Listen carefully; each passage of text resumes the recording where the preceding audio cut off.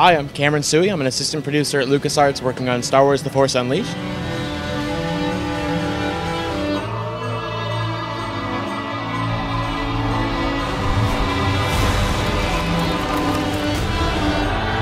I am a huge Star Wars fan. One of my very first memories is watching Episode 4 on an old tape where someone had dubbed it for me so I could watch it.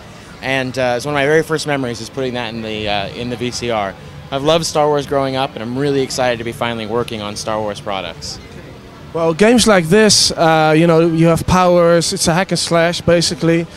The danger in that is that it becomes repetitive gameplay. How did you prevent that? So one of the things that we really did is we wanted to make sure that there were, literally, infinite ways of approaching all these situations. We give you a couple of powers to start off with, but already, you can use them in some really interesting ways. You can combine them together to create combos. There's over 24 combos in the game, all really unique, and they look different depending on where you're doing them and how you're doing them. The other way that we did this is, aside from having this huge toolbox of force powers, is that we allow you to customize your character, to build the combos and the powers that you want to build and that you're most happy using. Yeah. And then finally what we do is we use simulation gameplay. So we use digital molecular matter to simulate the physical objects in the world and Euphoria to simulate the living creatures. And that means that every time that something interacts, that you interact with the environment, or every time you interact with your enemies, you're going to see different, unique reactions. You're going to see people behave very realistically, very authentically, and really every time you play it, you're going to see something different. Of course, it's a Star Wars game. Not everybody is a fan of the franchise. That's true.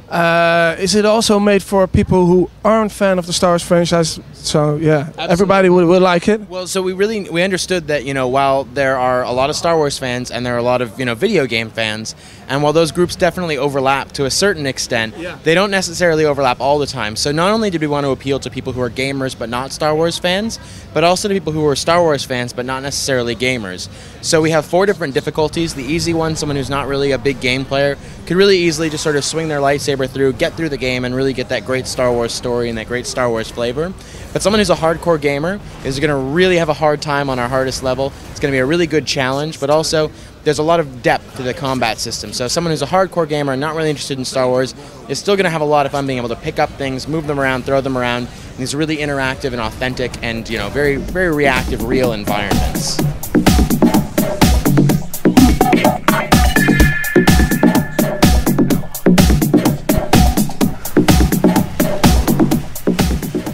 I think in a lot of ways, this game is very similar, a spiritual successor to sort of the Jedi Knight series, that that big, over-the-top combat. Definitely a lot of other inspirations from other, very sort of big, very epic action games where things are really over the top and really, really crazy, and that big sort of combat style. So those sorts of games definitely influenced us. But we also wanted to have a lot of uniqueness to the game, and I think a lot of that comes through in that really powerful story as well. Well, are you planning to bring out, release a sequel of The Force Unleashed? It probably will sell like hotcakes, so maybe it's interesting to put out a sequel, bring out a sequel. I think we definitely have to see how this one does first, but I'll say that we absolutely love the world that we've created, this new vision of the Force, and we're really excited about it. So you're really pleased with the result, the end result of the game? I am very proud of it. It's the most proud I've ever been on any product that I've ever worked on. Also, it's the only game that to this day, even after I've been playing it for 2 years, it still is really fun to put it in play. When it comes out, finally, I'm going to get my copy and I'm going to go home and I'm going to play it again.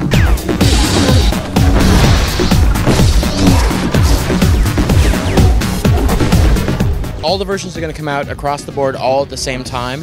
September 16th in the US, September 19th in all across all of Europe. So it's all going to come out on the same day. And the Wii version and the PSP, the PS2, and the DS version are all actually unique games. They're not ports of the Xbox 360 and the PS3. They're built from the ground up to take advantage of those particular systems. They have new content, new levels, some new features, and they really are totally different games using the same story and the same sort of basic design philosophy.